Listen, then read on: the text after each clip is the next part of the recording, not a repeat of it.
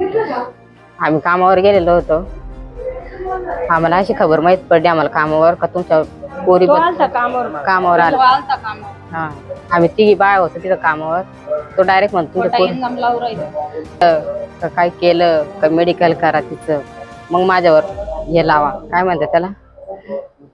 हा मग तसं झाल्याच्या नंतर माझ्या सगळे गल्ली माझ्यावर आरोप टाकू राहिली, त्यांच्या नादीत फसू नका असे म्हणले. त्याच्यानंतर मग आम्हाला 2 दिवसानंतर या पोरीचं असं माहित झालं.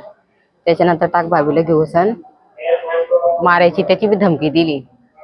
पोरीला म्हणत्या खरं कधी तुझ्या आईला बापाला गल्लीत कुठं चर्चा झाली, बोबाटा झाला, तुझ्या बापाला खूपसू, मग नंतर आईला, मग नंतर तुमचं 4 इंच काम करू, एवढं सांगितलं पोरीने.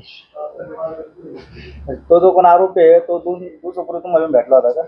कोणाला? तुम्हाला? हा तो अगोदर कामावर गेला सांगायला. कामावर येऊ ना चार संघ झालं ते आम्हाला काही फोन नाही आला, काही नाही आला. डायरेक्ट आमच्या संघ आले, डायरेक्ट कामावर सांगितलं. ते म्हणले चला आपण डायरेक्ट पहिले घरी जाऊ मग नंतर बोलू यांच्या संग. त्यांना आम्ही एक शब्द पण काही नाही बोला, फक्त ऐकूच आणि आम्ही डायरेक्ट गल्लीत आलो. मग गल्लीत आल्याच्या नंतर पोरगी डायरेक्ट तिच्या आजीच्या मागे येऊ सांगलं. मग ती घाबरून काही धासकून गेली. त्याच्यानंतर सांगितलं आपण काय बोलले घरी आलं तुम्हाला काय सांगितलं असेल ना? तेच ना मी असं केलं का तसं जे जे सांगितलं ते सांगायचं. तेच म्हणते तिने कपडे काढले, पहिले तोंड दाबलं. आम्ही 3घी जण पुढे चालले होते, ही पळत गेली मागून लगेच तोंड दाबून तिला लगेच उचलून नेलं. मग ते पोरींच्या डोक्यात खूप पेटली का पोरगी आपली मागून येत होती, ही गायब कसं झाली इथून. मग त्या 3घी पोरी त्याच्या बिल्डिंगवर चढून पाहिल्याच्या नंतर मग माहित झालं हे सगळं. पोरी पळत आले घरी, तसं नाही सोडणार आम्ही साऱ्या गल्लीला बोबाटा करू. हा हात बी बांधले तिच्या आधी, हात बांधले, तिचे कपडे काढून टाकले. मग त्याच्यानंतर तिने असे लोटून त्या अंधाऱ्या घरामध्ये तिला काहीच दिसत नव्हतं, तसेच कपडे बिपडे घालून पळत आले. डायरेक्ट तिच्या आजीच्या मागे जाऊन बघ. बस मुलीची सुटका करताना कोण मदतीला आलं का? तिच्या बहिणी आल्या होत्या. एका पुरी होत्या, 4 पुरी होत्या म्हणून वाचली ती. त्या पोरीने दम दिला बाहेरून, मग तेव्हा तिने दरवाजा उघडला. त्या ह्या 4 पोरीला म्हणे तुम्ही या इकडे. त्या पोरीला पण म्हणे ती सुटली आता तुम्हाला धरतो, तुमच्यावर काटा करतो. त्या 4 पोरींच्या पण म्हणतो तुमच्या पण माग लागत. पोरी निघाना नाही घराच्या बाहेर धासकून घाण शिव्या देतो त्या शिव्या देऊ राहिले. तिथं 3 दिवसापासून त्याचं शिव्या गाळा ऐकू राहिलो. मग शेवटी वैतागून आज पोलीस स्टेशन मध्ये आलो सांगायला. काय नाव आरोपी? हरदास गायकवाड. पुरीचं नाव आहे, दाखल अत्याचार केला पुरीवर. कोणी केला काय? हरदास गायकवाड म्हणून नाव आहे एकटे. काय घटना सगळ्या घटनेमध्ये तुम्हाला नेमकं काय माहिती कसं झालं? आम्हाला मुलींनी सांगितलं घरी आलं. आम्ही कामावर राहतो, मी रात्री 11 साडे 11 घरी येतो. तिने आल्यावर सांगितलं. काय सांगितलं तुम्हाला आल्यावर? हेच असं जबरदस्ती केलं, तोंड बिन बांधून घरामध्ये नेलं, छेडछाणी केले बा अशी. इकडं हात लाव तिकडं हात लाव, छेडछाणी पुरी सांगत होती. म्हणून आम्ही पोलीस स्टेशनला आलो काकीन त्यांना. काय आता का पोलिसांमुळे काय मागणी काय मागणी काय आम्हाला भेटावं काहीतरी त्यांचे नाही भेटावं आता त्यांच्या. आज माझ्या मुली संघाला, उद्या दुसरी संघ नको व्हायला असं. अजून 4 पोरी आमच्यावाल्या.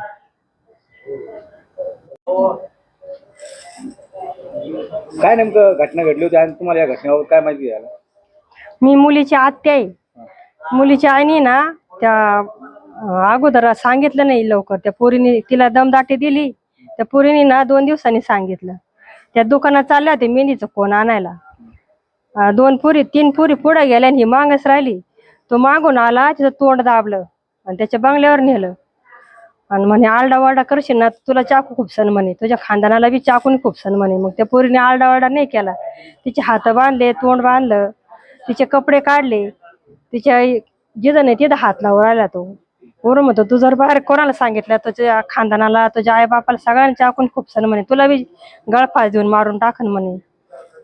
मला काय करायचं ते करू दे. मग त्या पोरी इकडं पाय तिकडं पाय त्याच्या घरापर्यंत आल्या. मग त्या पोरीने दरवाजा वाजवला म्हणे माझी बहीण इथं आहे का? तो नाही म्हणला. मग शेजारी एक म्हातारी बसली होती, त्या म्हातारीने सांगितलं ती पोरगी तिथं म्हणे घरामध्ये. मग पोरीने दरवाजा वाजवला. मग तिने असं फडकं कस तरी काढलं तोंडातून आणि आवाज दिला. मग तिचीवाली चुलत बहीण म्हणे दार उघड, माझी बहीण घरामध्येच आहे. मग तेव्हा तिने दार उघडलं, पोरीला जाऊ दिलं. वरून त्या पोरीला पण म्हणतो तुमचा पण काटा कर म्हणे, तुमच्या पण माग लागन म्हणे तुम्ही जर नाव सांगितलं तर. आणि गल्लीमध्ये पाणी भरायला जा, इकडे जाय, त्या पोरीला असे डोळे दाखवायचा. मग त्या पोरीने घाबरून मग आता आम्हाला सांगितलं, तेव्हा आम्ही पोलीस स्टेशन मध्ये आलो केस करायला. आज आमची पोरगी उद्या दुसरी कोणाची बी पोरगी राहीन, कोणाला बी छेडछाड करायची याला परवानगी दिली का? आता तुम्हीच काहीतरी न्याय द्या आम्हाला. का दादांनी सांगितलेलं होतं का जे मुलीची छेड करतात त्याला त्याची दिंड काढायची आणि JCB लावून त्याचं घर उद्ध्वस्त करायचं. हे पहिलं तर दादाचं बोलणं आहे. आणि मी सांगते का एवढ्या एवढ्या पोरीवर म्हणजे ती आज 14-15 वर्षाची मुलगी, तिला रूम मध्ये कोंडून त्याच्या संग काय नाही का घडलं ती पोरीने सगळं सांगितलेलं आहे. अशा नरधामाला म्हणजे असं सोडायचंच नाही, त्याची दिंड काढावंच लागणार आहे. का सगळ्यांना हे धडा शिकवला म्हणजे आज पोरी शाळेत जाताना हे जाताना या कृत्य या गोष्टी घडतच असतात. आणि ही गोष्ट कधी दाबून ठेवली असती तर दुसऱ्यांचं पण म्हणजे तो असा आहे की म्हणजे पैसे देऊन महिलांना म्हणजे एखाद्या गरीब व्यवसाय करणारे त्यांना पैसे देऊन आणि त्यांचं तोंड दाबायचा प्रयत्न करत होतो. आणि हे घडली गोष्ट शनिवारी, पण त्यांची हिंमत सुद्धा होत नव्हती का ते पोलीस स्टेशन पर्यंत येतील म्हणून. ते माझी वाट बघत होते. आणि मी नगरला असताना मला फोन आला की अशी अशी घटना घडली. मला यायचं होतं 10-12 तारखेला, पण मी त्यांचं ऐकून मी आली. तर हे लोक रात्री लपत छपत 11:30 वाजता माझ्यापाशी आले घरी. मग म्हटलं मुलीला आणा, तर ती झोपेल होती कारण ती खूप घाबरलेली हादरलेली होती. मग त्यांची आई आणि ते सांगितलं की काकी अशी अशी घटना तिच्या संग घडली. तर म्हटलं मग त्या पोरीला आणा, ते सगळ्यांना आणा, मला विचारून घेऊ द्या. मग त्याचे मैत्रिणी त्या पोरी ते सगळे आले. मग त्यांनी मला सगळं सांगितलं काकी असं असं केलं आमच्या संग. आणि आम्हाला त्यांनी धमकी दिली होती का तुम्ही कोणाला सांगितलं कुठं गेले तर तुम्हाला जीवानी मारून टाकणार. मग काकी आम्हाला म्हणे न्याय पाहिजे म्हणे. ती पोरगी रडायला लागली तिची आई. म्हटलं चल. तो आला माझ्यापाशी. तो येऊन म्हणतो की भाभी तुम्ही पोलीस स्टेशनला जाऊ नका, आपण इथं मिटून घेऊ. आणि असं काय केलं तर म्हटलं मिटून ये ना तर मग पोलीस स्टेशनला चल, तिकडे मिटून घेऊ. काही खरं खोटं आहे ते समोरासमोर होऊन जाईल. म्हणजे अशी गरीब लोकांना असं आहे करत असेल आणि त्याला पाठीशी कोणी घालायला येऊ पण नाही. आणि त्याची बाजूने त्यांनी लईच म्हणजे आतापासून नाही म्हणजे ते नाशिकचं ते अशोक खरात काय ते बाबा आहे ना त्याच्यापेक्षा हा डबल आहे. म्हणजे यांनी कोणालाच सोडलेलं नाहीये. तर आमची प्रशासनाला इतकंच आहे का त्याला तातडीने अटक करावा आणि जशी दिंड पहिले मागं काढली होती ना तशी दिंड त्याची पण काढावा, ही नम्र विनंती प्रशासनाला आमची. नेमकं या घटनेबद्दल काय सांगा? आता या घटनेबद्दल नेमकं सांगायचं ठरल्यावर एक अल्पवयीन मुलगी अक्षरशः 14 वर्षाची एक नॅशनल ट्राईब भटक्या विमुक्त जातीच्या मुलीवर राहता शहरामध्ये अन्याय अत्याचार असा झाला की तो राहत्या तालुक्यामध्ये माझ्या अभ्यासानुसार पहिलाच अन्याय अत्याचार आहे. अशा दुष्कृत्य माणसाने असा अत्याचार जर केला असेल तर शिर्डीत घडलेल्या घटनापेक्षा हा सगळ्यात भयानक अन्याय अत्याचार आहे. अनेक मर्डर झाले, अनेक अत्याचार झाले, त्याच्यापेक्षा हा अल्पवयीन मुलगी 14 वर्षाची म्हणजे त्या करणाऱ्या माणसाच्या मुलीच्या वयातली, हा नातीतल्या वयातली असल. पण अशा माणसाला सुजय दादांनी ना अक्षरशः होता होईल तेवढी गंभीर स्वरूपाची शिक्षा करणं गरजेचं आहे.